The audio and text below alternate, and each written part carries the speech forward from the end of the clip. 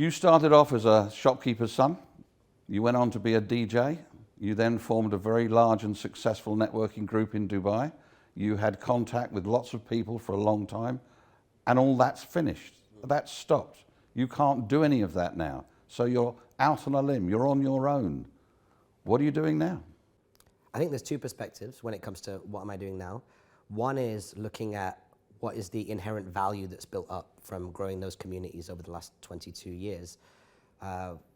One thing that we've always been very proactive in is collecting people's contact information. Not only, never in the event that something like this would happen, but more so that we can grow those communities.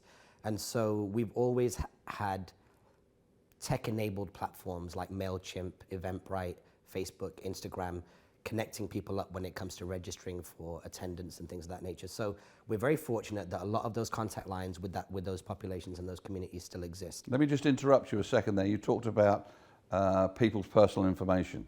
How does that affect now with these GDPR rules and regulations? How are you allowed to keep that information, and what can people do in places outside of jurisdictions like the UK and Europe where that's a force of law?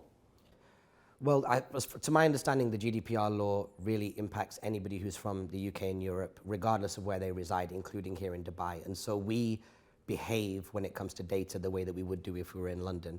And I think the number one thing there is looking at people's data in terms of when did it enter your system, and then how secure was it once it got in there. So we're very fortunate because every single person in the My Friends, Your Friends community, which is one of the communities you just mentioned, it's the one that we're known for here in Dubai, which is a networking organization, I guess, based on 15 core friends. They invite 15, 20 people each, and about 300 to 500 of us meet in a bar.